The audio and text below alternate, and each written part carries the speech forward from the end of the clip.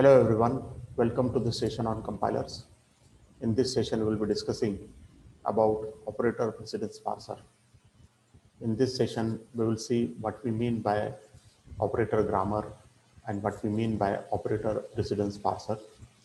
We will see the algorithm for operator precedence parser, and we will also go for one simple example of how this parsing algorithm is implemented.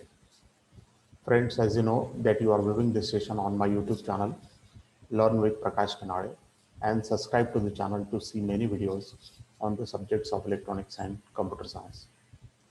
So let us start the session with the question what we mean by operator precedence parser. Operator precedence parser is a shift reduce parser. This parser is also called as the bottom-up parser.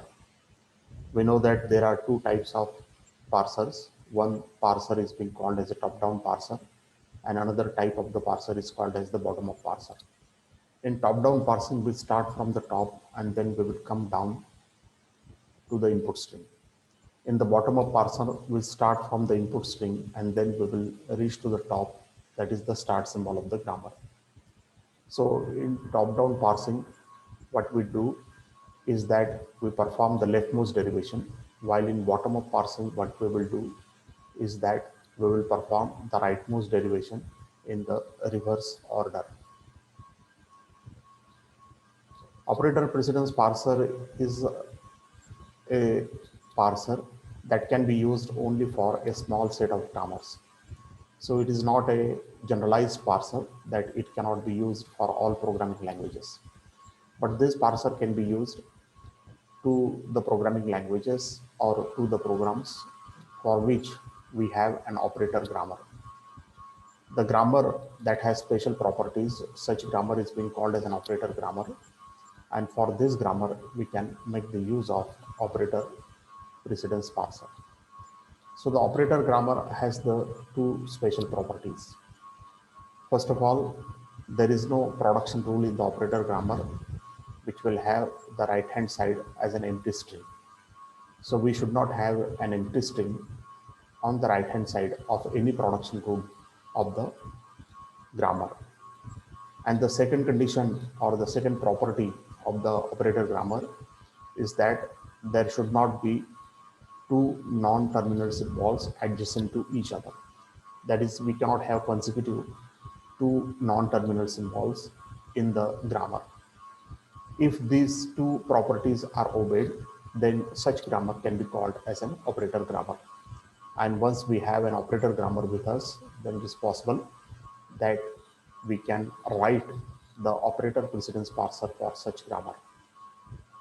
So whenever we write the parser program, then it is necessary that we must define the precedence relations between the different terminal symbols of the grammar. Say for example, we have been given a grammar which consists of the terminal symbols such as ID, plus, star, and $sign. Then it is necessary that you should be in a position to define the precedence relations between these terminal symbols.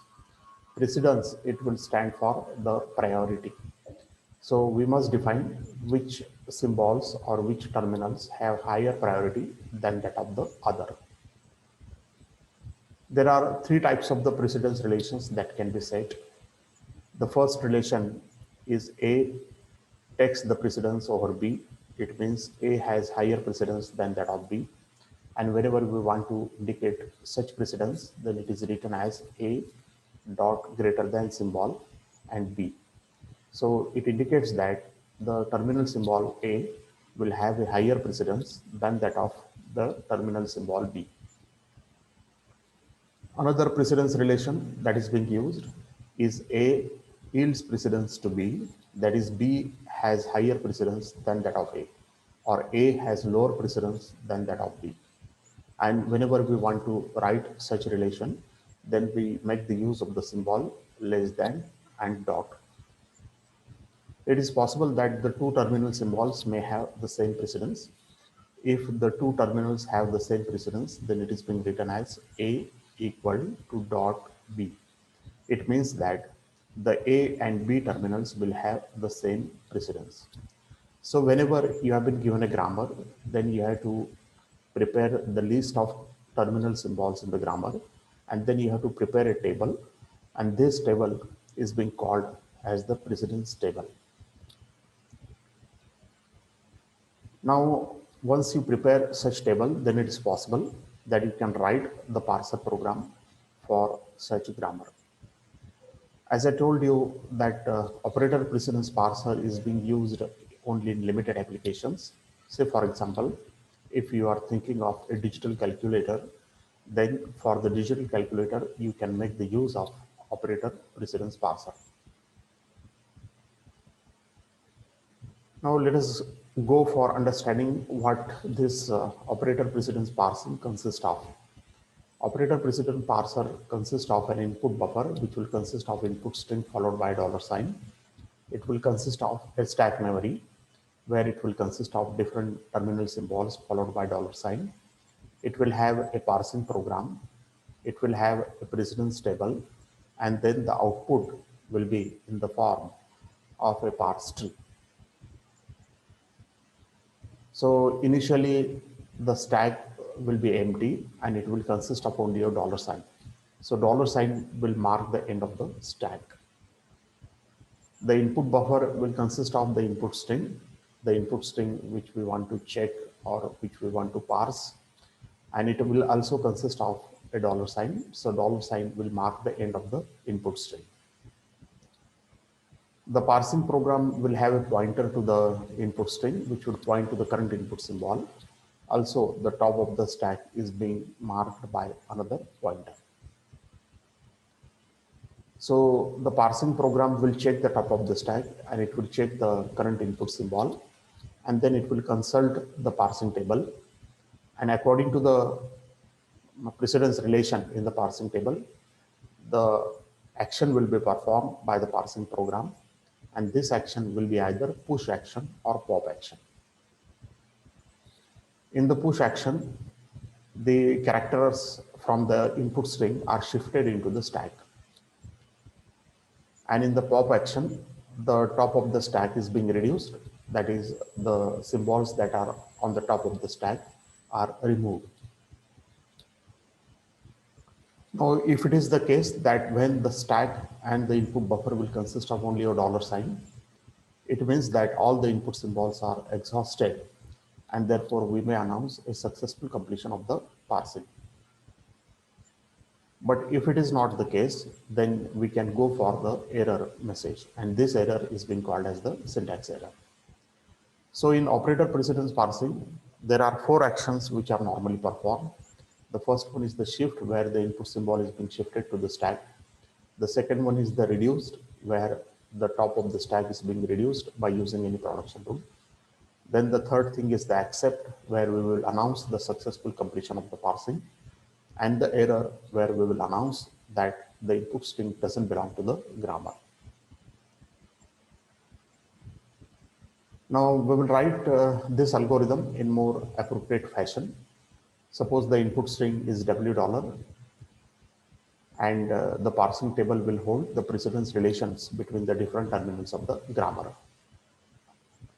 Suppose P is the pointer which will point to the first input symbol of the $. Now, if dollar is on the top of the stack and P also points to the dollar, it means that it is a successful completion of the parsing, and therefore we will come out of the algorithm and we will announce that the input string is accepted. Else otherwise, let us suppose that A is the topmost terminal symbol of the stack and B is the input symbol pointed by B, pointed by P. Then we will check what is the relation between A and B in the precedence table. If the relation is A has lower precedence to B or A has same precedence to B, then we will perform the shift action. That is, the input symbol B will be shifted on the stack and we will advance the pointer P to the next input symbol. Else otherwise, if the relationship between A and B is such that A has higher precedence to B, then we will perform the reduce action.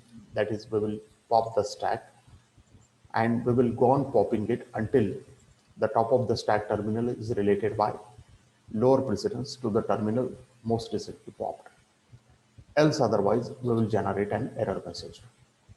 So one can easily observe that either we will perform the shift action or reduce action. Accept action will be performed only when both stack and input buffer will contain dollar. Otherwise, an error action will be performed by the parsing program. So at the output of the parsing program, we will generate the parse string. Now let us understand the working of this algorithm with some simple example. Consider a context-free grammar for which we are having the following production rules. This is a simple grammar where E is defined as E plus E, E is defined as E star E, and E is defined as ID, where E will stand for expression, ID will stand for identifier, and plus and star, these are the terminal symbols. Now suppose we have been given an input string ID plus ID star ID. Now we want to check whether the input string belongs to the grammar or not. Now the first thing that we need to do is to prepare a precedence table. Now in the precedence table, we will take all possible terminal symbols of the grammar ID plus star and dollar sign, and then we will write the precedence relations. So as shown over here, ID has higher precedence compared to all other terminal symbols such as plus, star, and dollar sign. And accordingly, you can prepare the relations between every other terminal symbols.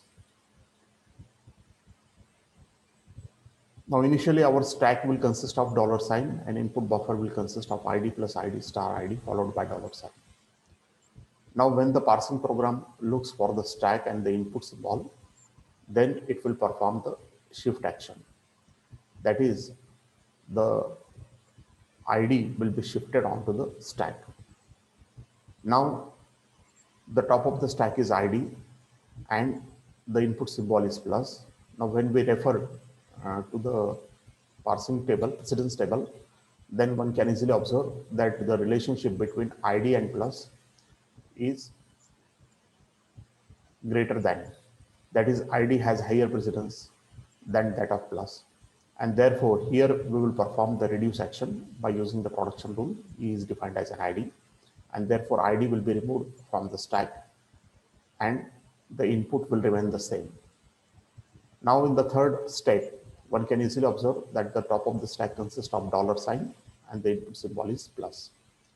Therefore, when we check the precedence table, dollar and plus, then the relationship is less precedence and therefore we will perform the shift action and therefore plus symbol will be shifted on the stack.